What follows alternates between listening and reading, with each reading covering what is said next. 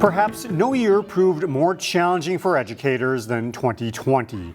Now we're getting a closer look at how the pandemic impacted graduation rates. The Minnesota Department of Education just released graduation numbers for the 2020 school year. They showed some encouraging signs, but also difficulties the pandemic caused. Several districts saw graduation rates drop slightly. Robbinsdale saw a decrease of just over 1 percentage point. Hennepin also saw a slight decline. Brooklyn Center experienced a 2 percentage point drop. Osseo, meanwhile, saw a slight increase in its graduation rate. Graduation rates statewide overall were at 83.8%. That's a 0.1% increase from the previous year. A global steel shortage is impacting a Brooklyn Park dealership's plans to build a new facility. The Walser Brooklyn Park Hyundai dealership plans to build a new facility on its existing property. This is what it will look like, with walls of glass to create a modern look. The project needs steel, which the architect says became unavailable this year. It's estimating 6 months to get steel. Walser hopes to open the new dealership next summer. The existing dealership will be torn down once the new one is constructed.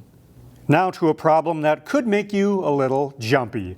The Minnesota DNR is raising awareness about a type of earthworm that experts say moves like snakes. As Neil Persley reports, these invasive creatures can pack a big ecological punch. Minnesota's latest invasive species in the spotlight is not to be trifled with. They're destructive. They wrecked your car. And they could be in the very soil beneath your feet. Get off the ground!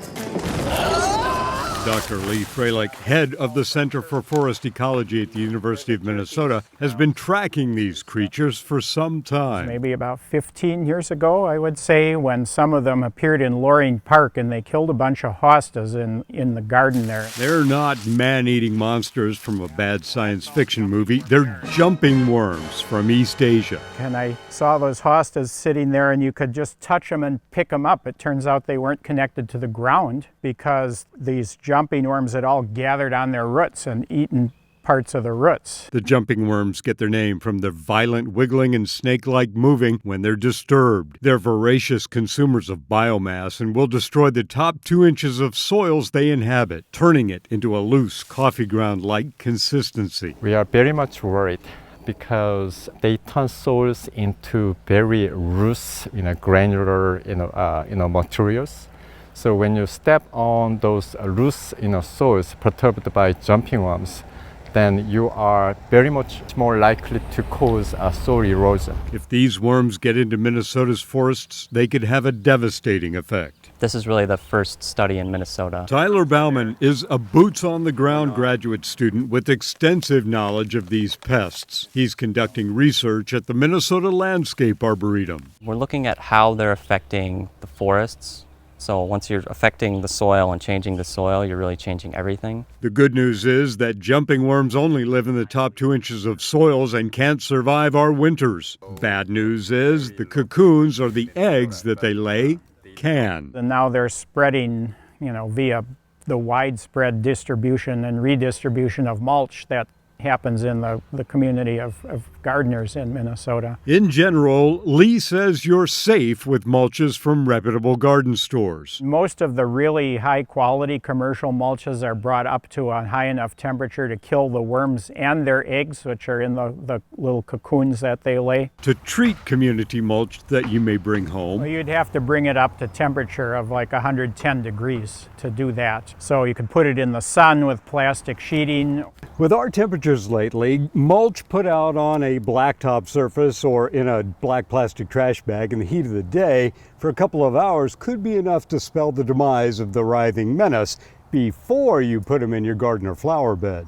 I'll post helpful links from the University of Minnesota and the Minnesota DNR in the story on our website. In Brooklyn Park, Neil Persley, CCX News. Yellow Tree Theater in Osseo is making plans to open up in the fall with a production that's been on hold since COVID-19. But before then, the theater is partnering up with the city for a concert series. It's bringing Yellow Tree's students to the stage, as well as musical acts that range from jazz ensembles to a gospel singer. It all happens in Boerboom Park, and it's all free. We just really wanted to do something this summer because it's been so long that we've been closed, and we're really eager to see people, and obviously outdoors is the safest way to do it right now. There are 2 performances a month during June, July, and August, and most are on Thursday nights. Check out Yellow Tree's website for a full lineup. Finally, this segment, inspiring words from the class of 2021. Here are some highlights from Cooper High School's graduation. As much as we dreaded the early mornings and the late night study sessions, these things have helped us turn into the people we are today. Procrastination issues and all. High school has tested us. 4 years of highs and lows, championships and losses, good moments, bad moments, and moments we wish could have lasted forever. It's the anxiety that pushed me since 2008 from Liberia to be getting claps sprayed around. I came from poverty off the back of my grandma's sacrifices, so I vowed to be on the path of one that maximizes the reaping of what she sowed. As a wise math teacher once told me, you do not have to be perfect to succeed. Yes, Darso, I am talking about you.